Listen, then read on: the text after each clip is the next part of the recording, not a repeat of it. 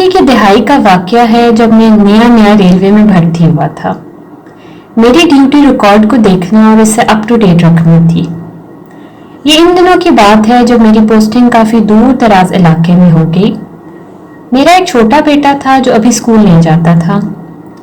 मैं अपनी बीवी और बेटे के साथ अपनी नई पोस्टिंग ज्वाइन करने के लिए रवाना हो गया। ये काफी पसमानदा इलाका था और लोग सरे शाम कारोबार वगैरह बंद करके घरों में चले जाते थे। यहाँ बिजली का काफी मसला था और बिजली अक्सर गायब रहती थी। हम शाम के वक्त पहुंचे तो मुझे लेने मेरे दफ्तर के 2 लोग आए हुए थे। वो मुझे लेकर रेलवे के एक पुराने रेस्ट हाउस में गए। ये काफी खस्ता हाल था, लेकिन एक कमरा इन्होंने मेरे लिए ठीक करवाया हुआ था। खाना वगैरह खाकर हम लोग सो गए और सुबह ही आंख खुली। इस दिन मुझे छुट्टी थी और इससे अगले दिन दफ्तर जाना था। मैंने फैसला किया कि जो क्वार्टर मुझे मिला है इसको जाकर देखता हूं ताकि अगले कुछ दिनों में वहां शिफ्ट हो जाऊं। मैं पूछते पूछते इस इलाके में पहुंच गया जो रेलवे के मुलाजिमीन का रिहायशी इलाका था और इसके बिल्कुल पास से रेलवे लाइन गुजर रही थी। खैर घर वगैरह देखने के बाद मैं दोबारा वापस रेस्ट हाउस आ गया। अगले दिन से अपनी मुलाजमत पर जाने लगा और फिर कुछ दिनों के बाद हम लोग अपने क्वार्टर में शिफ्ट हो गए। हमारे इर्द के थोड़े से घर और भी थे और तमाम लोग मेरी तरह रेलवे के मुलाजिम थे। हमारे सामने वाले क्वार्टर में मियाँ बीवी रहते थे। इनके बच्चे नहीं थे। मेरी बीवी का इनके घर आना जाना शुरू हुआ और फिर इनसे हमारे अच्छे ताल्लुकात बन गए। वो औरत मेरे बेटे को बहुत प्यार करती थी और मेरा बेटा भी अक्सर इनके घर जाता था। एक दिन जब मैं दफ्तर से वापस आया तो मेरा बेटा घर पर मुझे नजर नहीं आया। मैंने अपनी बीवी से पूछा तो इसने बताया कि वो सामने वालों के घर गया हुआ है। अभी यह बात हो ही रही थी कि बेटा दरवाजे से अंदर दाखिल हुआ और मुझे मिलने के बाद कहने लगा कि मैं अब सामने वाली आंटी के घर नहीं जाया करूंगा, इनकी बेटी मुझे तंग करती है।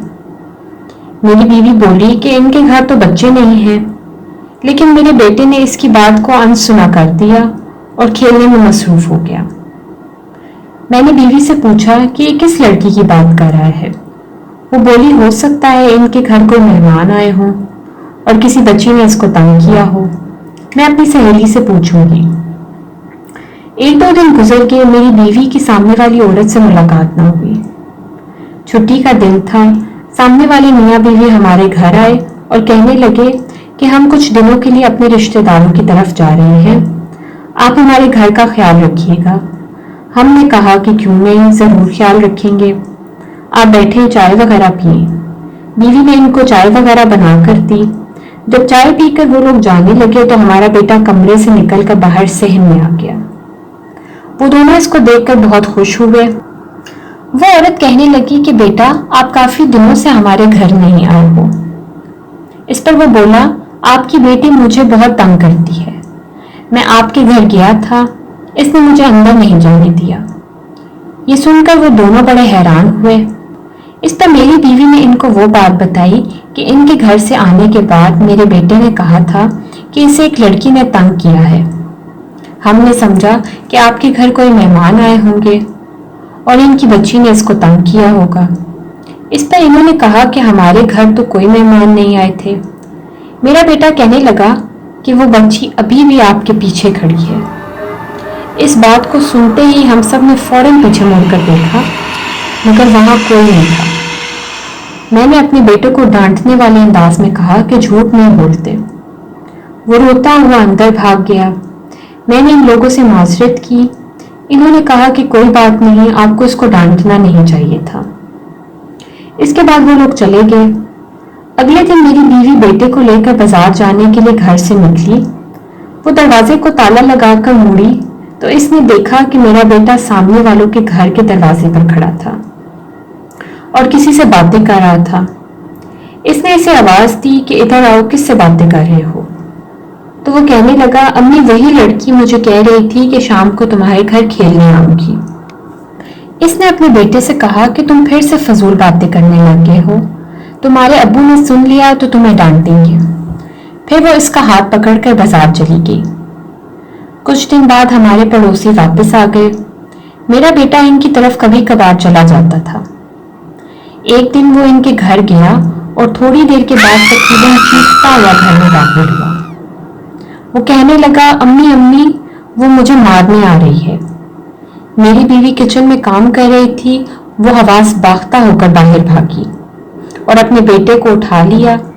जब बच्चे की हालत कुछ बेहतर हुई तो इसने बच्चे से पूछा कि क्या हुआ था, तुम क्यों चीख रहे थे।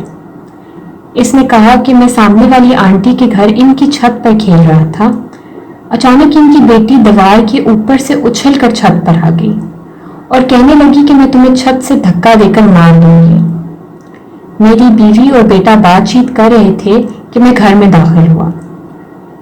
मेरा बेटा भागकर मेरी तरफ आया और मेरी टांगों से लिपट गया। मैंने इसे गोद में लिया और पूछा कि क्या हुआ है, तुम रो क्यों रहे हो।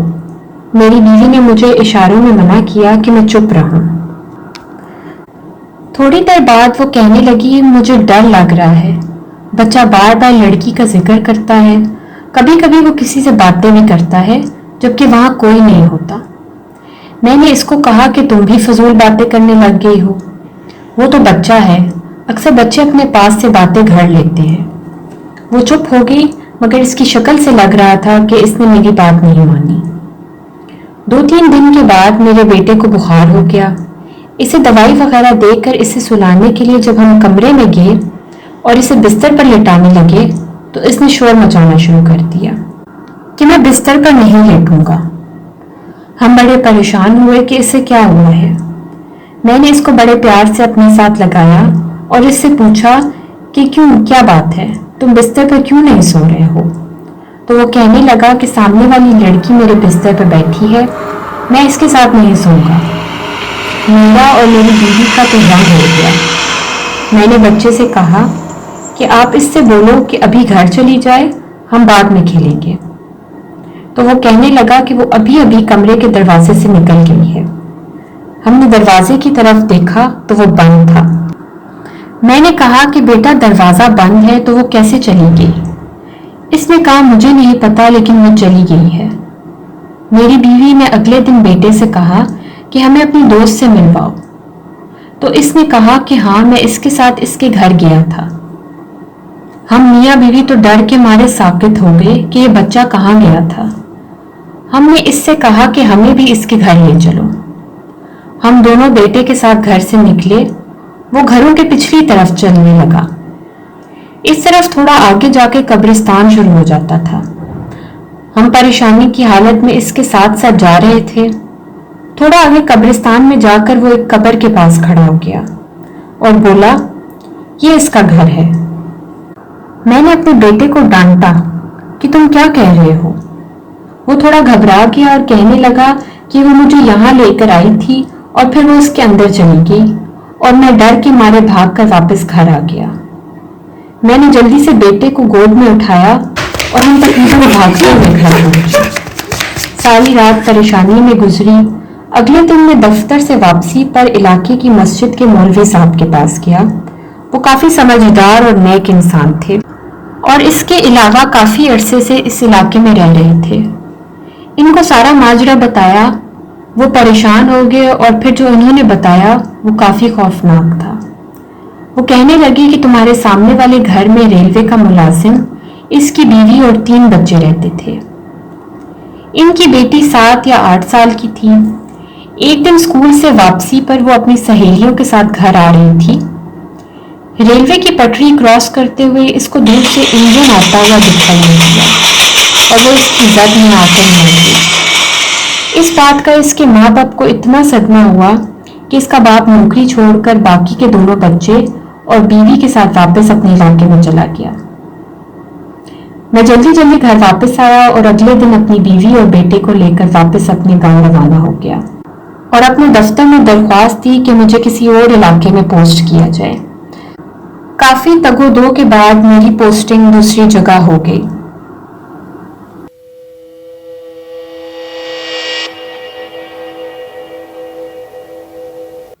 Hi everyone, I hope you enjoyed the story. Don't forget to like, subscribe and share. Until then, bye.